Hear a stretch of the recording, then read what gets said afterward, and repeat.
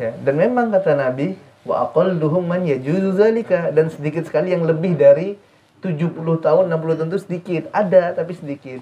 Inilah dunia sebentar. Makanya jangan sampai Pak Bu, akidah kita, agama kita jual hanya untuk dunia yang sebentar ini. Dan nanti setelah menghadap Allah baru merugi. Jangan sampai seperti itu. Ini ana wasiatkan kepada diri ana dan kepada semua bapak-bapak dan ibu-ibu di sini semuanya, jaga benar nikmat Islam. Yang dengan ini Pak, nikmat Islam ini, dengan nikmat tauhid kepada Allah, syahadat bekal kita, asyhadu an la ilaha illallah wa asyhadu anna muhammadar rasulullah, kita akan selamat dari azab Allah Taala pada hari kiamat.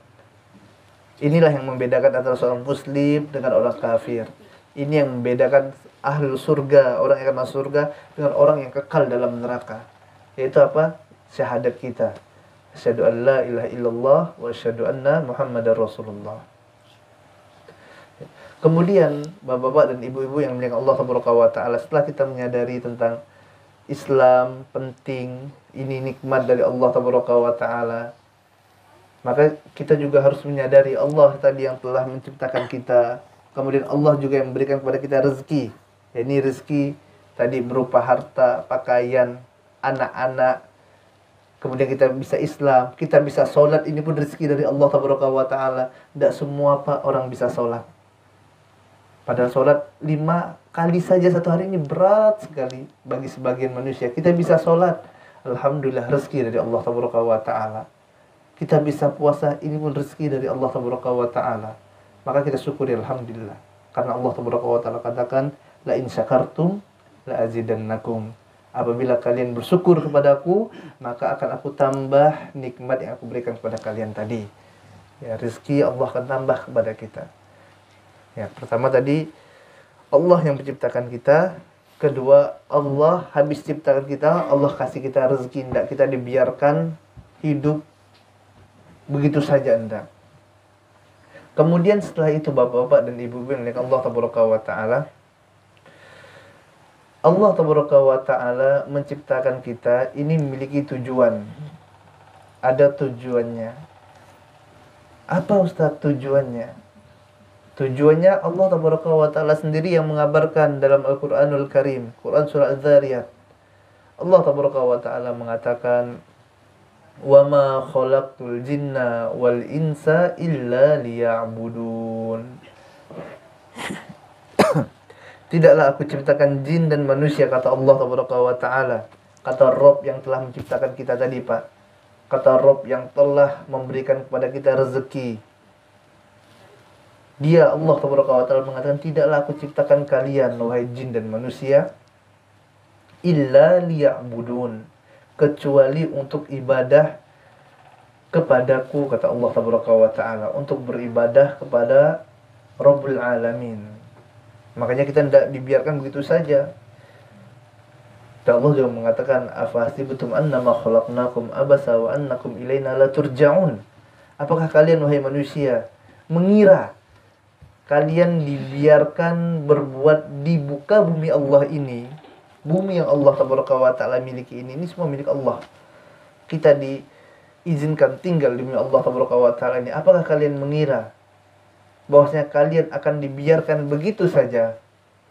Afahasibtum annama khalaqnakum abasa wa annakum ilaina la turja'un, dan kalian nanti tidak akan dibangkitkan, diminta pertanggungjawabkan, ya, diminta pertanggungjawaban di hadapan Allah Taala.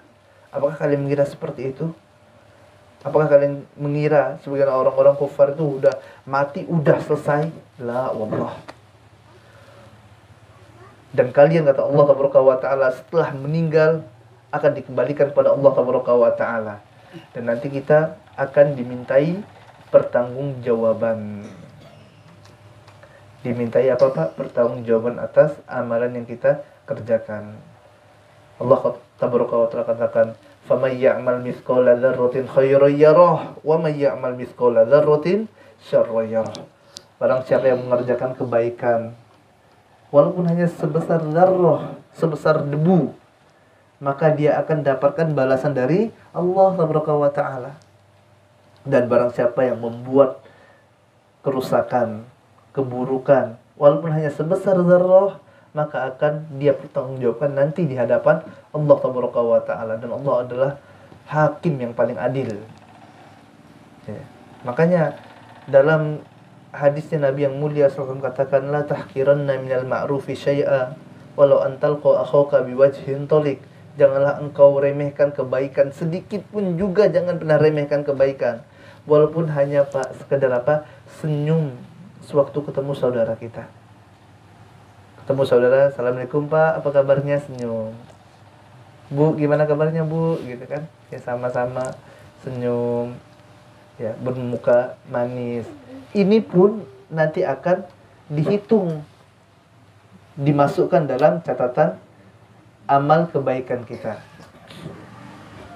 Kemudian Bapak-bapak dan Ibu yang dimuliakan Allah Taala, ya setelah tadi kita mengetahui Allah ciptakan kita ini untuk apa Pak? Tujuannya ibadah. Dan ibadah Pak, Bu, itu ada syarat agar ibadahnya diterima, agar sholat kita diterima oleh Allah Taala, agar puasa kita diterima oleh Allah Taala, agar tadi kita senyum misalnya, ya waktu ketemu dengan saudara kita mengucapkan assalamualaikum, ketemu dengan saudara kita mengucapkan salam, ini dapat pahala dari sisi Allah. Ini ada syaratnya. Apa syaratnya? Yang pertama adalah harus ikhlas mengharap wajah Allah. Kemudian yang kedua harus mutaba'ah sesuai dengan sunnah Nabi Muhammad sallallahu alaihi wasallam. Kita sholat Pak, kita harus upayakan sholat kita tadi sesuai sama dengan sholatnya Nabi. Bagaimana takbiratul ihram Nabi, bagaimana sedekapnya Nabi, bagaimana rukuknya Nabi kita, bagaimana sujudnya Nabi, kita harus upayakan semirip mungkin dengan suri tauladan kita ini. Kenapa? Ya karena Nabi yang memerintahkan kita, sallu kama ra'aitumuni usalli. Salatlah kalian sebagaimana kalian melihat aku salat, kata Nabi Muhammad SAW. Maka orang yang salatnya tidak sama dengan salat Nabi dan dia tahu, maka tidak diterima salatnya. Nah, makanya harus sesuai nih. Kita setelah mendapatkan informasi seperti ini, kita harus belajar.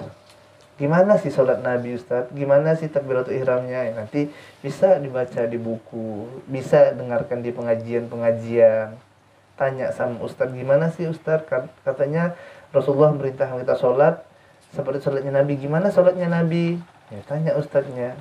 Oh kayak gini. Kemudian tanya dari mana? Dari hadis-hadisnya. Ya Pak ya.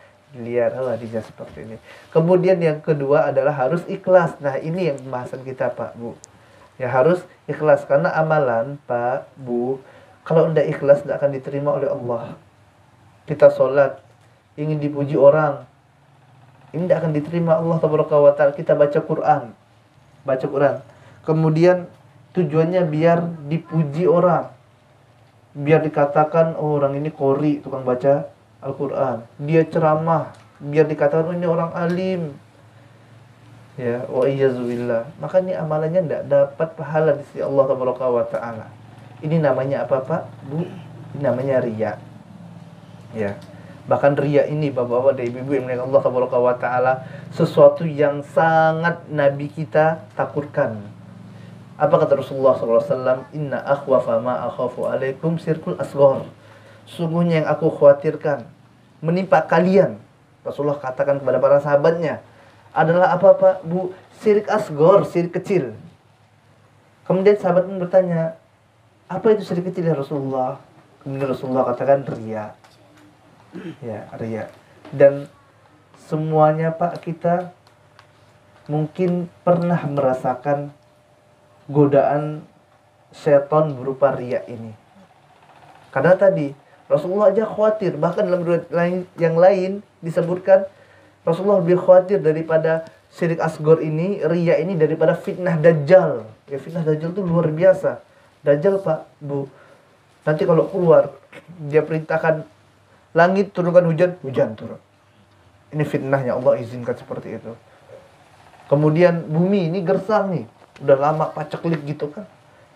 Bumi tumbuhkan tanaman, tumbuh, subhanallah. tapi dia ngaku Tuhan. Ya, kalau ini Dajjal. Karena Tuhan kita tidak bisa dilihat waktu kita hidup sekarang. Ya. Kalau ada yang ngaku Tuhan, itu Dajjal loh, Pak ya. Ya, ini pasti tidak benar. Nah, Rasulullah ternyata takut nih Pak terhadap riya ini mengalahi fitnahnya Dajjal. Makanya sebagaimana Rasulullah takut ini menimpa sahabat, kita juga takut nih menimpa diri kita. Waktu kita ibadah takut apa? Riya. Kita takut riya. Nah, para ulama menjelaskan riya ini Bapak Ibu yang muliakan Allah Subhanahu wa taala. Ya. Dia ada 3 keadaan. Yang pertama bisa jadi dia muncul di awal amalan. Di awal amalan. Pertama-tama mau beramal, maka muncul riya, ingin dipuji manusia. Maka ingat Pak Bu, sewaktu ada keinginan seperti ini harus kita lawan, kita kalahkan. Mau apa, mau sholat kah, mau baca Quran, mau beramal, ini tetap diganggu. Maka kita usir riya tersebut. Oh, enggak boleh nih. Udahlah, susah kita mau ibadah. Mau ibadah kan susah, ya. Ini beban yang Allah Taala berikan gitu ya. Makanya disebut dengan mukallaf, orang yang diberikan beban. Ya, maka udahlah kita ibadah susah, dapat kesempatan ibadah, kemudian riya kan rugi. Ya makanya kita jaga benar-benar niat kita. Tapi kita tidak bisa Pak nuduh orang, oh kamu riya nih, tidak ikhlas. Oh kamu sholatnya tidak ikhlas. Oh kamu sedekah tidak ikhlas. Kamu baca Quran nih riya ingin dipuji orang, tidak bisa. Yang tahu riya ini siapa Pak? Hanya dia dan Allah Taala. Kenapa? Karena ini amalan hati. Ya, tapi kita tahu nih, kita yang mengamalkan kita tahu kita ingin dipuji atau tidak sama orang. Nah, makanya ini harus kita lawan, harus kita kalahkan. Ya, dengan apa mengalahkannya? Ya, dengan menundukkan hawa nafsu kita. Kita berupaya semaksimal mungkin. Kadang kita sadar, oh ini saya ingin dipuji orang, ingin dapat pujian, maka pada saat itu kita harus lawan, kita tundukkan hawa nafsu tersebut. Dan memang ini berat sekali. Makanya Sufyan Ats-Tsauri rahimahullah ta'ala mengatakan ma'alajtu syai'an. Tidaklah aku mengobati sesuatu asyaddu min niyati, yang lebih berat daripada niatku. Ya, niat itu susah jemaah. Ya, harus kita luruskan mengharap wajah Allah Subhanahu wa taala. Innas sholati wa nusuki wa mahyaya wa mamati lillahi rabbil alamin. Sungguhnya salatku, sembelihanku, hidup dan matiku hanya untuk siapa Pak? Allah Rabbul Alamin. La nuridu minkum jazaa'a wala syukura. Aku tidak butuh dari kalian apa? Jaza, balasan, tidak butuh balasan manusia. Karena balasan manusia itu bentar. Mungkin hari ini dia puji kita, besok udah dihinanya lagi. Hari ini dia katakan, oh baik kamu ini, terima kasih. Besok dia udah ngata-ngatain kita. Makanya jangan mengharapkan balasan manusia. Dan kalau mengharapkan balasan manusia, siap-siap apa Pak? Kecewa. Siap-siap kecewa. Kalau ingin orang itu semuanya suka sama kita, ya udah, antum udah gila, kata para ulama. Kenapa? Karena tidak mungkin. Karena tidak mungkin kita mencari ridho manusia. Tapi ridho siapa yang kita cari? Ridho Allah Taala. Naam. Jadi seperti itu Bapak-bapak, Ibu-ibu yang muliakan Allah Taala. Ya udah jam 8:20 ya. Subhanallah. Ini saja mungkin yang dapat kami sampaikan.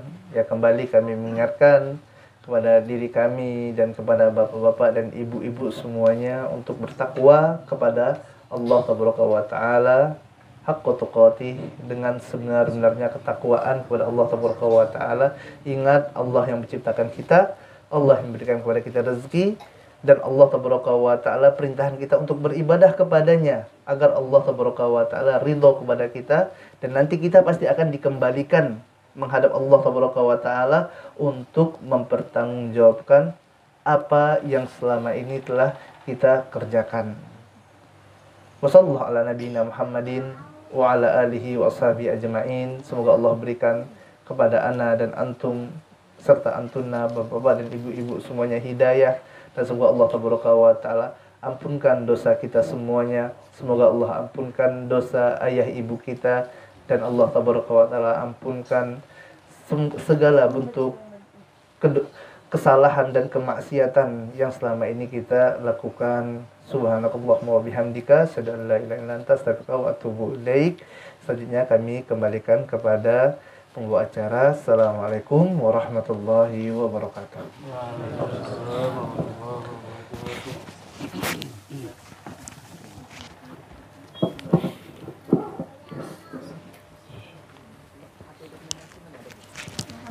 Insyaallah, jazakumullah khairan Ustadz atas penyampaiannya yang telah disampaikan kepada kita semua.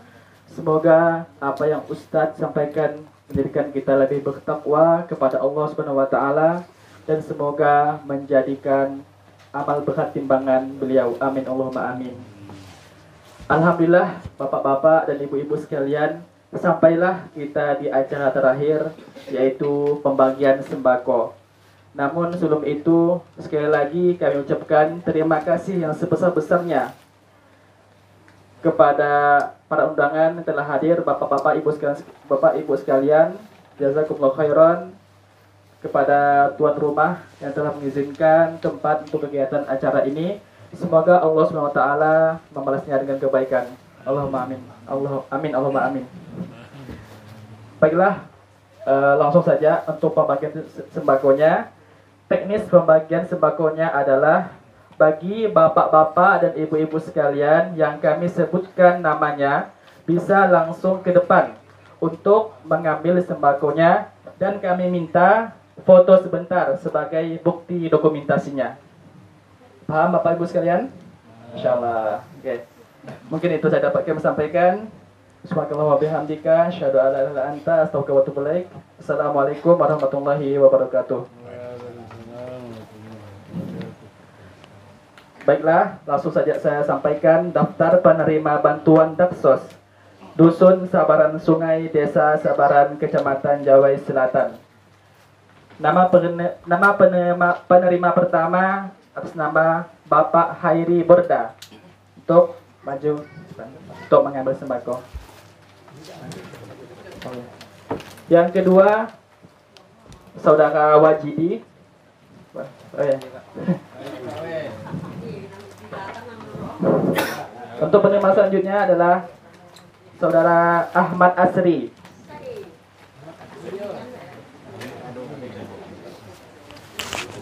Foto.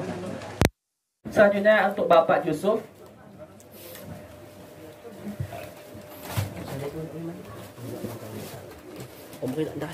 Selanjutnya untuk Bapak Dul Fahri.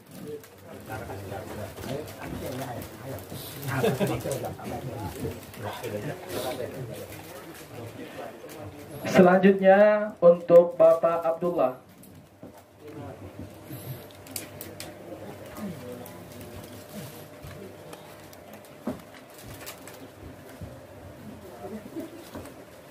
Selanjutnya Ibu Jurnah. Ya, Ibu silakan.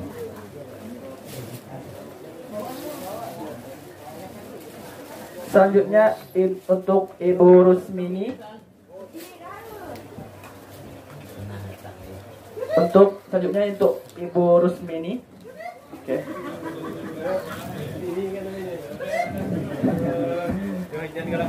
Selanjutnya untuk Ibu Halijah.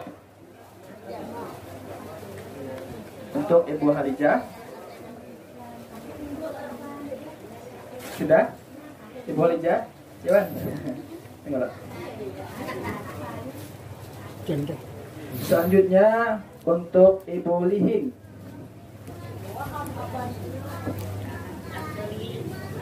Ibu Lihing? Oh ya.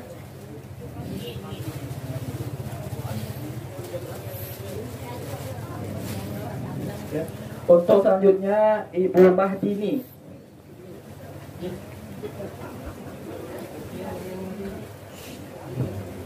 Selanjutnya untuk Ibu Mariana.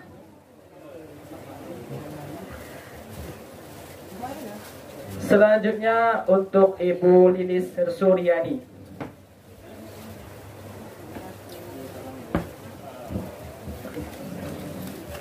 Selanjutnya untuk Ibu Jenab.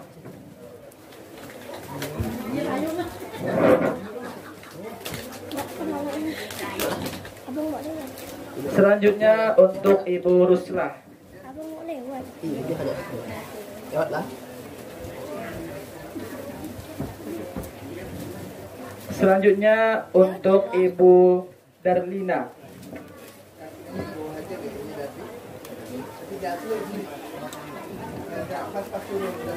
Bu Darlina, oke. Selanjutnya untuk Ibu Hatimah.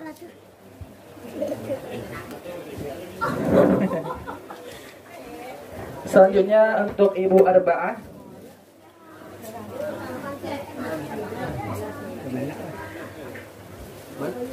Selanjutnya untuk Ibu Masna.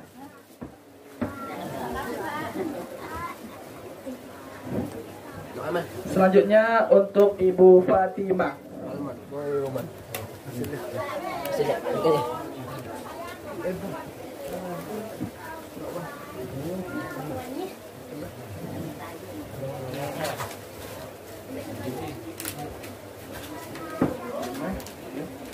Selanjutnya untuk Ibu Misnah.